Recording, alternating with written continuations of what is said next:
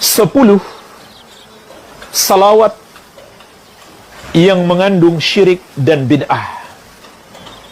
Sebagiannya mengandung syirik, sebagiannya mengandung kekufuran, sebagiannya mengandung bid'ah. Insya Allah kita sebutkan secara singkat 10 poin. Yang pertama adalah salawat bid'ah sekaligus syirik. Kenapa bid'ah? Karena tidak ada contoh dari Rasulullah SAW. Sekaligus juga lafaznya mengandung syirik. Contohnya salawat nariyah, atau mereka sebut juga salawat tafrijiyah atau salawat kurutubiyah. Bagaimana bunyinya? Allahumma salli salatan kamilah wa sallim salaman taman ala sayyidina Muhammadin alladhi tanhallu bihil uqad wa tanfariju bihil kurab wa tuqda bihil hawaij wa tunalu bihil radhaib wa husnul khawatim, dan seterusnya. Artinya, ya Allah, limpahkanlah salawat yang sempurna dan curahkanlah salam yang penuh kepada Nabi kita Muhammad sallallahu alaihi wasallam, yang dengan beliau semua kesulitan dapat terpecahkan, semua kesusahan dapat dilenyapkan, semua keperluan atau kebutuhan dapat terpenuhi, dan semua yang diinginkan dapat digapai, dan husnul khatimah dapat diraih. Ini namanya salawat nariyah.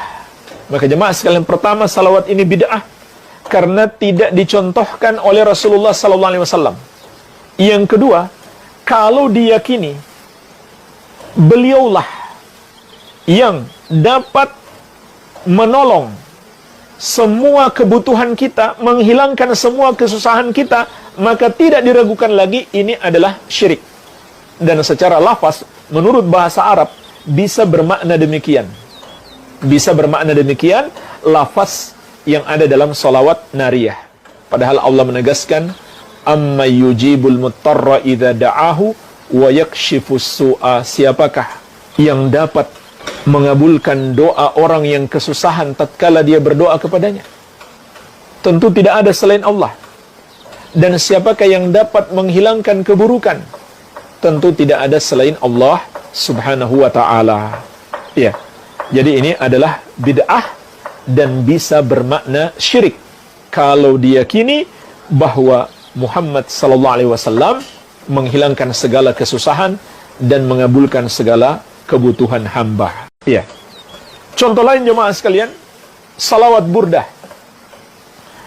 Syair yang mereka anggap juga salawat. Ini parah sekali kesyirikannya. Al-Busiri, penulis syair burdah, sekaligus mereka sebut salawat burdah, berkata, ya akramal khalqi maliman aludhu bihi siwak inda huduthil hadithil amim. Wahai makhluk yang paling mulia, Muhammad sallallahu alaihi wasallam, tidak ada tempat aku berlindung kecuali kepadamu ketika aku ditimpa musibah. Subhanallah. Ini lebih parah sebenarnya daripada sekedar menyamakan Allah dengan Nabi Muhammad SAW. Ini Allah pun sudah nggak dipakai sama dia. Karena dia katakan, wahai makhluk yang paling mulia, tidak ada tempat aku berlindung kecuali kepadamu. Bukan lagi kepada Allah. Kalau dia mengatakan, tidak ada tempat aku berlindung kecuali kepadamu dan kepada Allah, itu syirik. Sekarang Allah malah sudah nggak dipakai.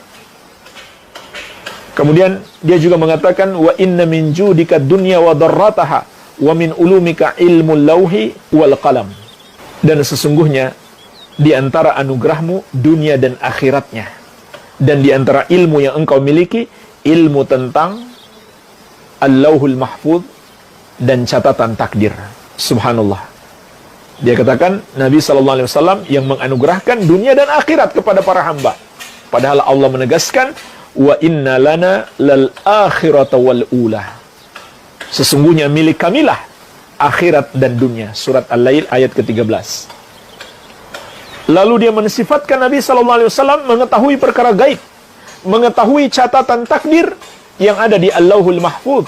Padahal Allah menegaskan di surat An-Naml ayat ke-65, Qul la ya'lamu man fis samawati wal ardil ghaiba illallah. Katakanlah, tidak ada yang mengetahui perkara gaib satupun makhluk di langit maupun di bumi kecuali Allah. Dan jemaah sekalian, di salawat burdah ini juga ada pensifatan kepada Nabi sallallahu alaihi wasallam yang tidak tepat. Salawat burdah itu awalnya adalah Maulaya salli wa sallim daiman abada ala habibika khairil khalqi kullihim. Ini seringkali mereka buat nyanyian-nyanyian. Artinya apa? Ya Allah, curahkanlah salawat dan salam terus-menerus selama-lamanya kepada habibika, habibmu, kecintaanmu, sebaik-baik makhluk seluruhnya. Kalimat habibika, Muhammad sallallahu alaihi wasallam adalah habibmu ya Allah. Maka jemaah sekalian, para ulama menjelaskan, ini kurang tepat untuk disifatkan kepada Nabi sallallahu alaihi wasallam. Kenapa? Karena pensifatan kepada beliau lebih tinggi daripada habib, yaitu khalil. Khalil itu tingkat kecintaannya lebih tinggi daripada habib. Dan sifat Nabi sallallahu alaihi wasallam yang disifatkan Allah bukan habib tapi khalil.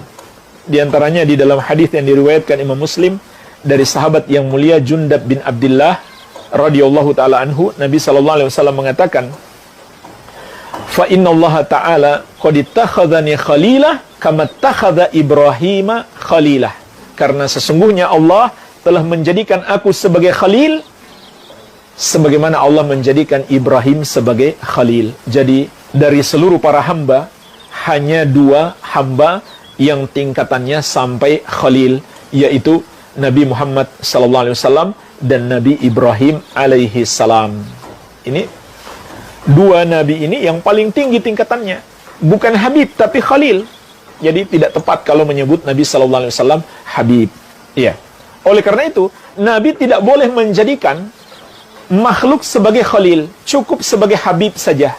Sebagaimana dalam lanjutan hadis, "Walau kuntu muttakhidan min ummati khalila, lattakhadtu Abu Bakrin khalilah." Andaikan boleh aku jadikan dari umatku seorang khalil, maka orangnya adalah Abu Bakar.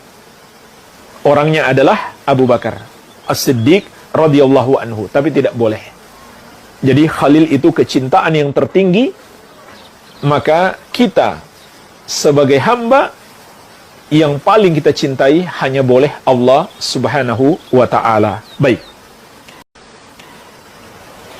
Ini jemaah sekalian yang pertama. Yang kedua, salawat yang bid'ah sekaligus mengandung kekufuran dan berdusta atas nama Rasulullah sallallahu alaihi wasallam. Contohnya apa? Sangat banyak. Di antaranya salawat Fatih yang dibuat-buat oleh At-Tijani, lalu dinisbatkan kepadanya tarekat Tijaniyah, salah satu golongan sufi ekstrim. Salawat yang mengandung kekufuran. Di mana mengandung kekufuran? Yaitu ketika At-Tijani yang membuat salawat itu menjelaskan keutamaannya. Apa dia bilang? 1 kali membacanya menyamai membaca Al-Quran 6 kali. Bayangkan jemaah sekalian. Kata At-Tijani, pendiri tarekat Tijaniyah, Sufia ekstrim, 1 kali membaca salawat Al-Fatih senilai membaca Al-Quran 30 juz 6 kali. Ini kufur, menyamakan ucapan makhluk dan ucapan Allah Subhanahu wa ta'ala. Ini adalah kekufuran. Bahkan bukan hanya menyamakan, dia menganggap ucapan makhluk lebih baik daripada ucapan Allah Azza wa Jalla. Dan ini dia sandarkan kepada Nabi sallallahu alaihi wasallam secara dusta.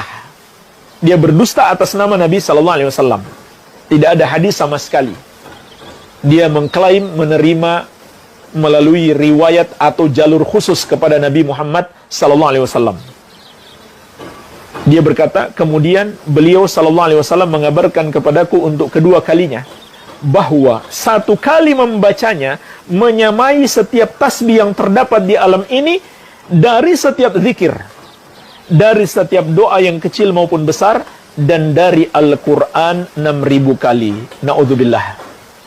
Salawat Fatih dia katakan, Nabi Muhammad SAW mengabarkan kepadaku pada akhirnya menjadi lebih afdal dari Al-Quran sebanyak 6.000 kali.